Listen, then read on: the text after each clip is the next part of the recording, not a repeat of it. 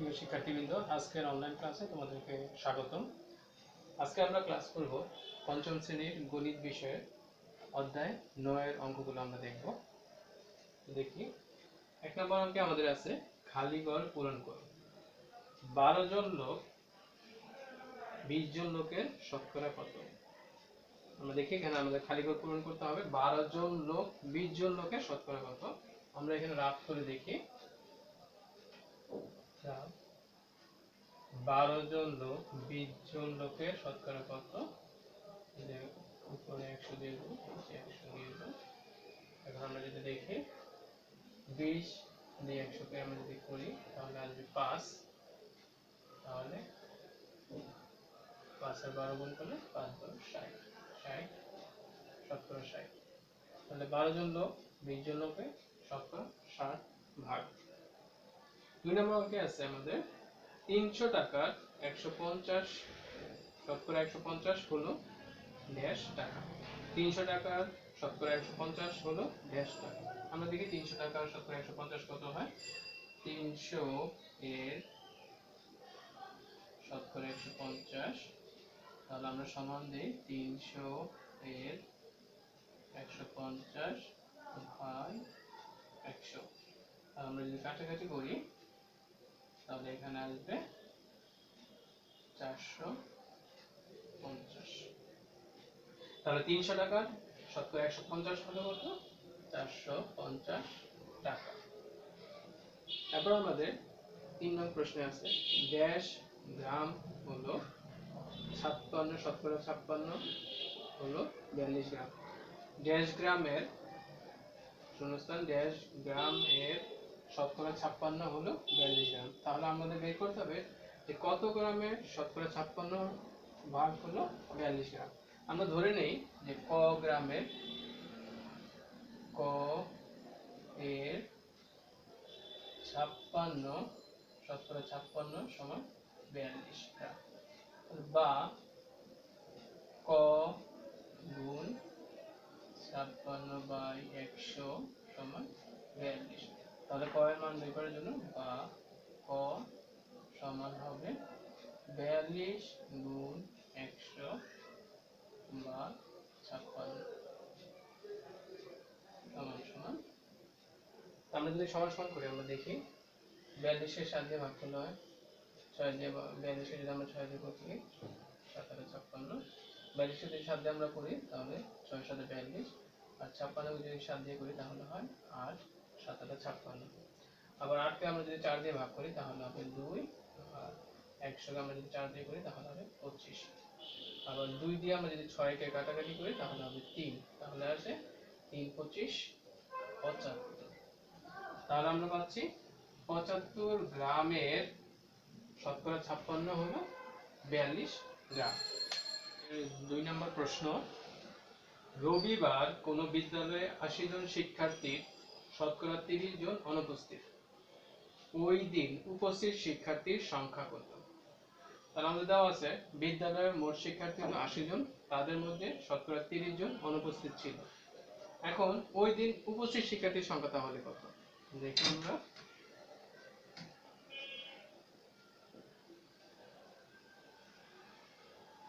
প্রশ্নে আমাদের বলা আছে 80 জন শিক্ষার্থী শতকরা 30 জন অনুপস্থিত ছিল। তাহলে আমরা দেখি অনুপস্থিত শিক্ষার্থী কয়জন। অনুপস্থিত শিক্ষার্থী 80 এর শতকরা 30 জন। তাহলে এখানে কত আসে? 80 গুণ 30 হলে 100 জন। তাহলে আমরা দেখি সমান সমান 24 জন। তাহলে দেখো আমরা দেখতে পাচ্ছি যে 80 জন শিক্ষার্থীর মধ্যে রবিবার 24 জন শিক্ষার্থী অনুপস্থিত ছিল। তাহলে 24 জন শিক্ষার্থী যদি অনুপস্থিত, তাহলে আমাদের বের করতে হবে উপস্থিত শিক্ষার্থীর সংখ্যা কত। সুতরাং উপস্থিত শিক্ষার্থী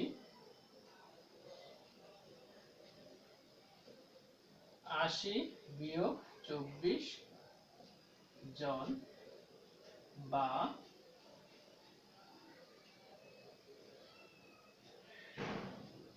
56 জন।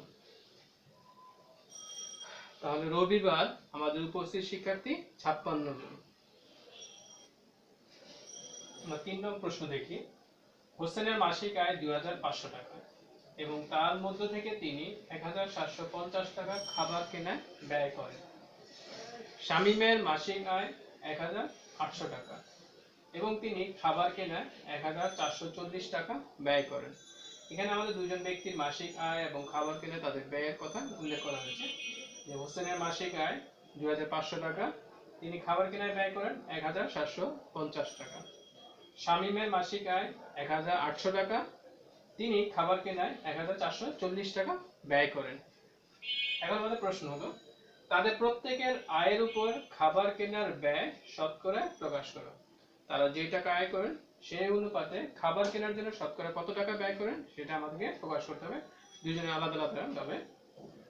আমরা প্রথমে দেখি যে হোসেন সাহেবের মাসিক আয়ের উপর খাবার কেনার ব্যয় শতকরা কত।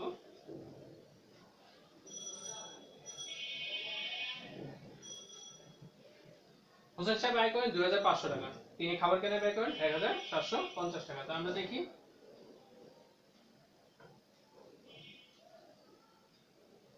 হোসেন 2500 টাকায় ব্যয় করেন 1750 টাকা। তাহলে 1 টাকায় ব্যয় করেন, তার আয় যদি 1 টাকা হয় তাহলে তিনি খাবার কেনায় কত ব্যয় করেন? 1750 ভাগ 2500। সুতরাং 100 টাকায়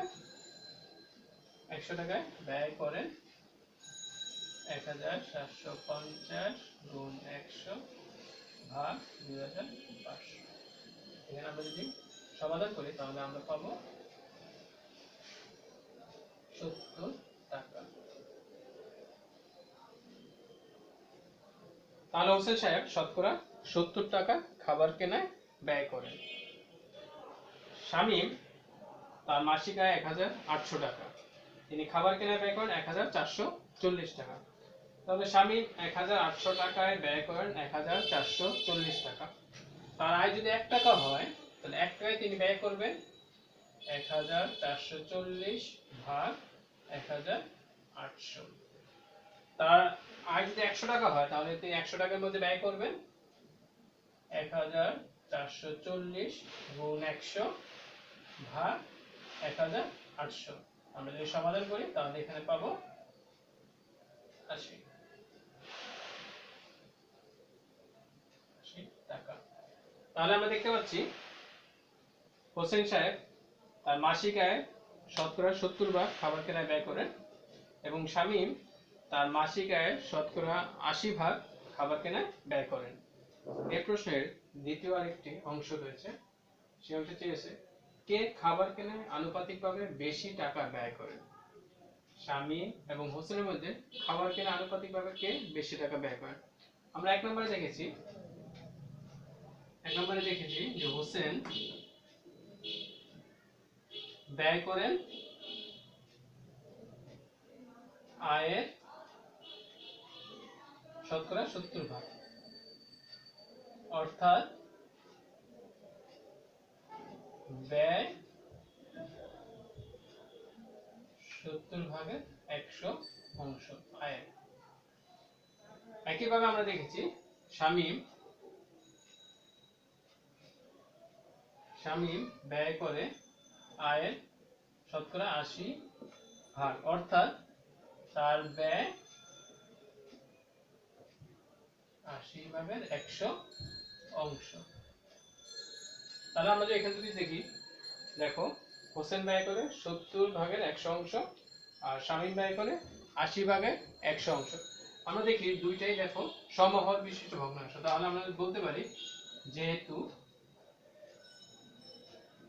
80 ভাগের 100 বৃহত্তর 70 ভাগের 100 থেকে, সুতরাং শামীম আনুপাতিকভাবে বেশি ব্যয় করেন। শামীম আনুপাতিকভাবে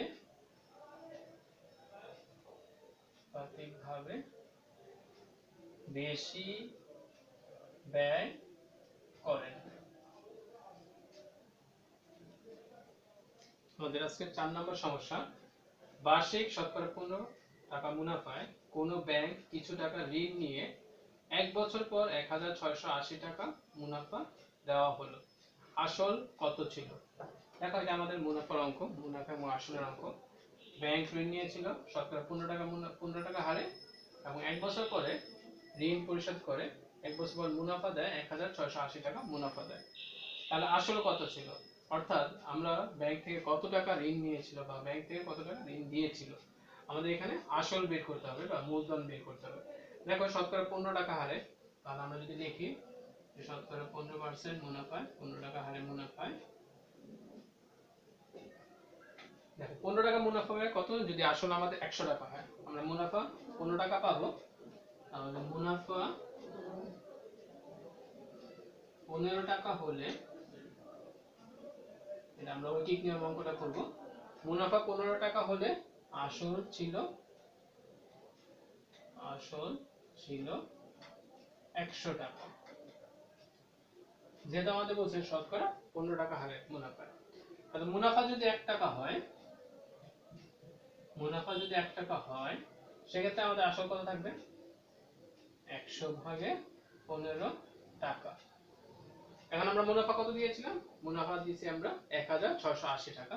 তাহলে মুনাফা যদি 1680 টাকা হয়, 1680 টাকা হলে আসল অবশ্যই কত হবে, বেশি হবে, তাহলে 100 গুণ 1680 ভাগ 15, 15 দিয়ে 15 কে 5 দিয়ে ভাগ করি তাহলে পাবো 3, 100 কে যদি আমরা 5 দিয়ে ভাগ করি 5 20 100, আবার 3 দিয়ে আমরা যদি 1680 কে ভাগ করতে যাই তাহলে হবে কত, 5 6 0 5560। তাহলে আমাদের এই দুটো যদি আমরা গুণ করি 20 এবং 560 যদি আমরা গুণ করি তাহলে পাবো 6 দুগুণে 12 2 হাতে 1, 5 দুগুণে 10 আর 1 11, আর এখানে আমাদের 2 ঘর 0, তাহলে 11200 টাকা। তাহলে আমরা যদি 11200 টাকা ঋণ নেওয়া হয়, সেই ক্ষেত্রে আমাদের মুনাফা আসবে 1680 টাকা।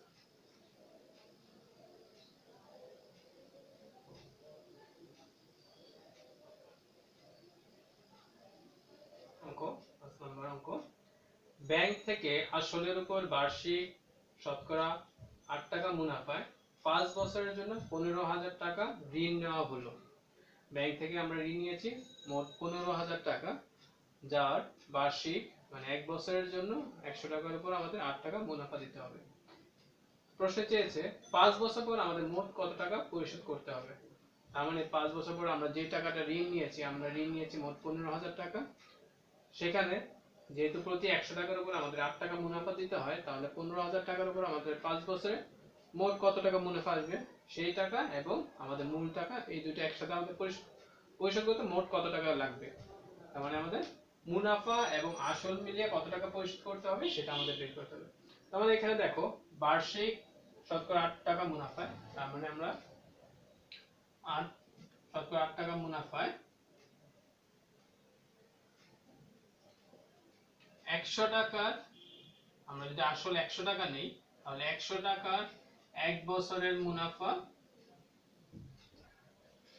1 বছরের মুনাফা সমান 8 টাকা। আমরা আগে দেখব যে আমাদের 15,000 টাকায় 5 বছরের মুনাফা কত আসবে, তারপর আমরা দেখব যে মোট কত পরিশোধ করতে হবে। তাহলে আমাদের 100 টাকার 1 বছরের মুনাফা দিতে হয় 8 টাকা, তাহলে 1 টাকার 1 বছরের মুনাফা কত আসবে, অবশ্যই কম আসবে, তাহলে 8 বা 100 টাকা। আমরা ঋণ নিয়েছি কত, 15,000 টাকা, তাহলে সুতরাং 15,000 টাকার 1 বছরের মুনাফা কত আসবে, 8 গুণ 15,000 ভাগ 100। আমরা ঋণ নিয়েছি কত বছরের জন্য, 5 বছরের জন্য, তাহলে 15,000 টাকার 5 বছরের মুনাফা কত আসবে আমাদের, 15,000 টাকার 5 বছরের মুনাফা সমান 8 গুণ 15,000 5 100। আমরা যদি 5 দিয়ে 100 কে ভাগ করি তাহলে 5 20 100। আমরা যদি 8 দিয়ে 8 কে 4 দিয়ে ভাগ করলে আমাদের আসে 2, 20 কে আমরা যদি 4 দিয়ে করি তাহলে আসে 5। আর এই 5 দিয়ে আমরা 15000 কে যদি ভাগ করি তাহলে আসবে 3000। তাহলে আমাদের মোট কত আসে 6000 টাকা। তাহলে দেখো 3000 গুণ 2 6000 টাকা। তাহলে আমাদের 15000 টাকার 5 বছরের মুনাফা আসে 6000 টাকা। তাহলে আমাদের জিজ্ঞেস করছে যে 5 বছর পরে আমরা মোট কত টাকা পরিশোধ করব। তাহলে মুনাফা আসে 6000 টাকা, আমরা ঋণ নিয়েছিলাম 15000 টাকা। এই দুটোকে যদি আমরা সমষ্টি বের করি বা এই দুটোর যোগফল বের করি তাহলে আমাদের মোট পরিশোধিত টাকার পরিমাণ বের হবে। তাহলে এখানে আমরা লিখি মোট পরিশোধ করতে হবে, মোট পরিশোধ করতে হবে, আমরা ঋণ নিয়েছিলাম 15000 যোগ আমাদের 15000 টাকা 5 বছরের মুনাফা আছে 6000 টাকা।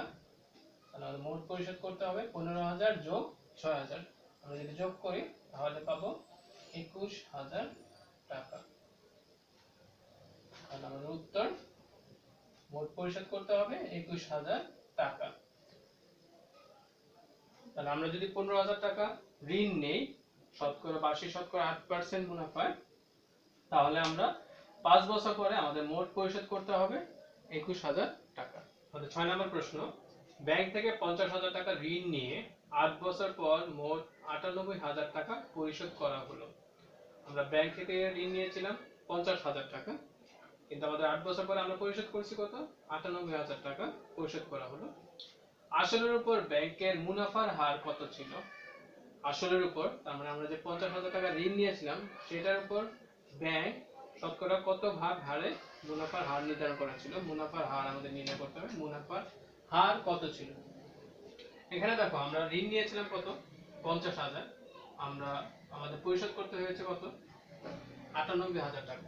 আর আমরা অতিরিক্ত কত টাকা পরিশোধ করেছি আমরা দেখি। অতিরিক্ত পরিশোধ করতে হয়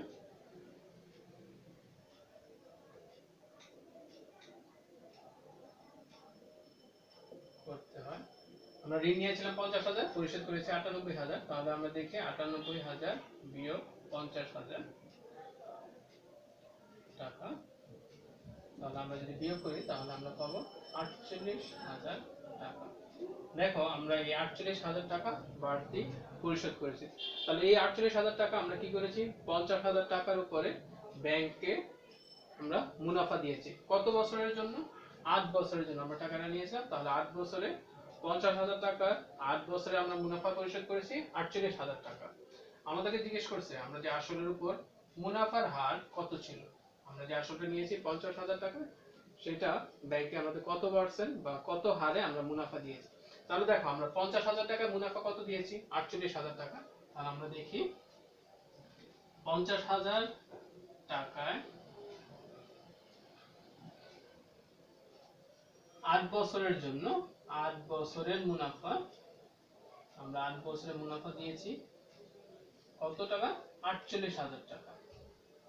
আমরা টাকাটা 8 বছরের জন্য নিয়েছিলাম। তাহলে 50000 টাকায় 8 বছরে আমরা মুনাফা দিয়েছি 48000 টাকা। আমরা যদি 50000 টাকাই নিতাম 1 বছরের জন্য, তাহলে 1 বছরের মুনাফা কত আসতো অবশ্যই কম আসতো 48000 ভাগ।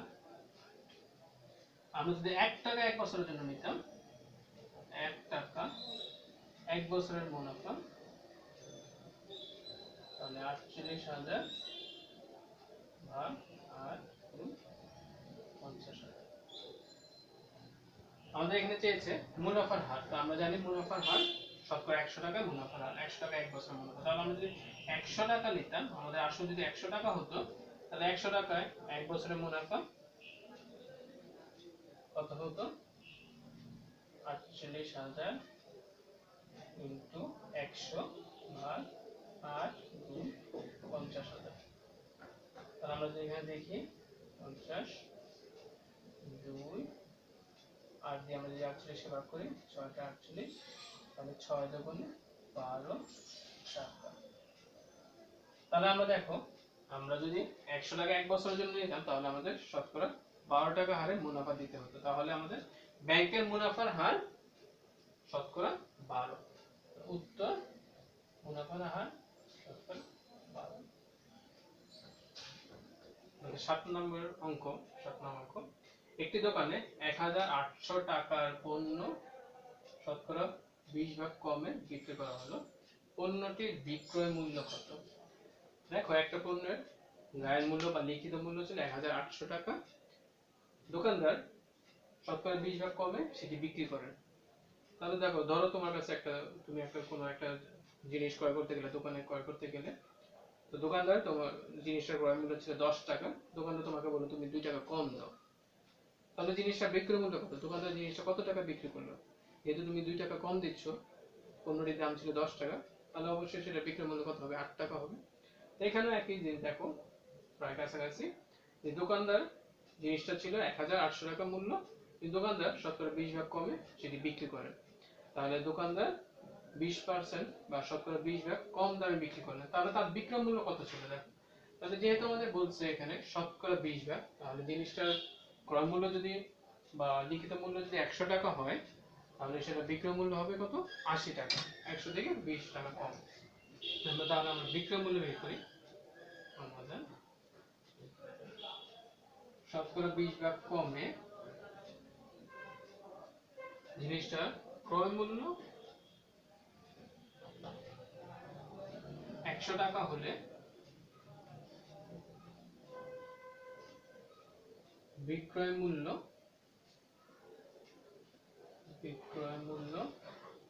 যেহেতু শতকরা 20 ভাগ কম, তাহলে কম হবে 100 বিয়োগ 20 বা 80 টাকা। তাহলে আমরা দেখো, জিনিসটার ক্রয় মূল্য যদি 100 টাকা হয়, তাহলে আমরা দোকানদার সেটা বিক্রি করবে 80 টাকা হলে। তাহলে আমাদের দোকানদারের পণ্যটা ছিল 1800 টাকা মূল্যে। তাহলে আমরা দেখি 1800 টাকার মূল্যের পণ্যটা কত টাকায় বিক্রি করছে। ক্রয় মূল্য যদি 1 টাকা হয়, সুতরাং ক্রয় মূল্য যদি 1 টাকা হয়, 1 টাকা হলে বিক্রয় মূল্য 80 ভাগ 100।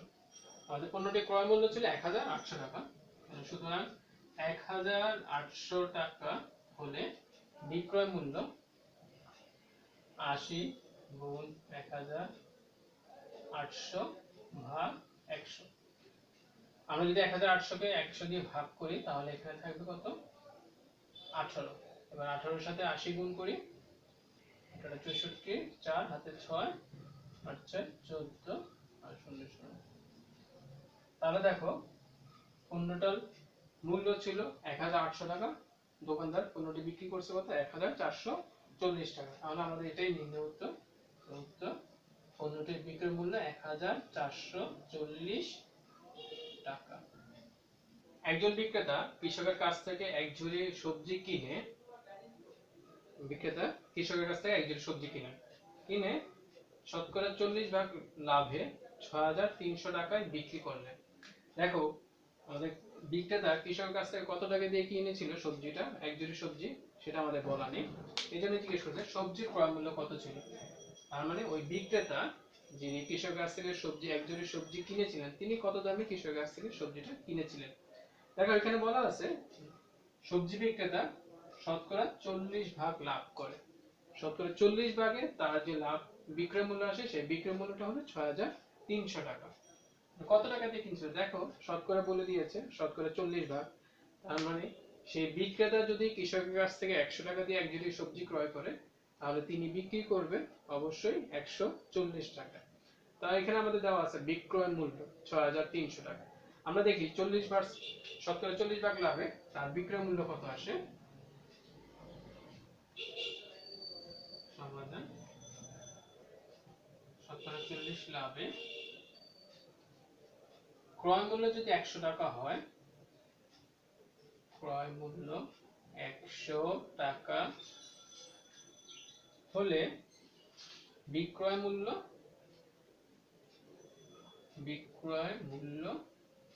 100 যোগ 40 বা 140 টাকা। দেখো, সবজি বিক্রেতা যদি কৃষকের কাছ থেকে এক ঝুড়ি সবজি 100 টাকা দিয়ে ক্রয় করতেন তাহলে তিনি বিক্রি করতেন 140 টাকায়। তাহলে তার বিক্রয় মূল্য যদি 140 টাকা হয় তাহলে তিনি সবজিটা ক্রয় করেছিলেন 100 টাকায়। আমাদেরকে এটাই জিজ্ঞেস করেছে যে তার বিক্রয় মূল্য ছিল 6300 টাকা, তাহলে তিনি কত টাকা দিয়ে কৃষকের কাছ থেকে সবজিটা ক্রয় করেছিলেন। তাহলে আমাদের দেখো বিক্রয় মূল্য যদি 140 টাকা হতো, বিক্রয় মূল্য 140 টাকা হলে ক্রয় মূল্য ছিল 100 টাকা। ক্রয় মূল্য ছিল 100 টাকা। তিনি যদি 140 টাকায় এক জনের সবজি বিক্রি করতেন তাহলে সেটা ক্রয় করেছিলেন 100 টাকায়। বিক্রয় মূল্য, সুতরাং বিক্রয় মূল্য যদি 1 টাকা হয় সেক্ষেত্রে তার ক্রয় মূল্য থাকবে 100 ভাগ 140 টাকা।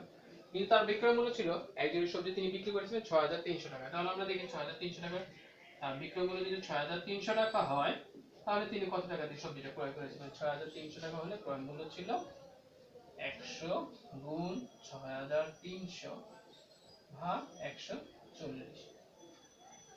এখন দেখো আমরা যদি 7 দিয়ে করি, 140 কে যদি 7 দিয়ে ভাগ করি তাহলে এখানে আসবে 20। 6300 কে যদি আমরা 7 দিয়ে ভাগ করি তাহলে এখানে আসবে 900। এখানে আবার দেখো এই 20 দিয়ে আমরা যদি 100 কে ভাগ করি তাহলে আমরা জানি 5 20 100। তাহলে উপরে আসো 5 গুণ 900। তাহলে 5 এর সাথে আমরা যদি 900 গুণ করি তাহলে আমরা পাবো 4500 টাকা। তাহলে তুমি দেখো সবজি বিক্রেতা যে সবজি 6300 টাকায় বিক্রি করেছিলেন তিনি কৃষকের কাছ থেকে 4500 টাকা দিয়ে সেই সবজি ক্রয় করেছিলেন। তাহলে তার ক্রয় মূল্য ছিল 4500 টাকা। উত্তর 4500 টাকা।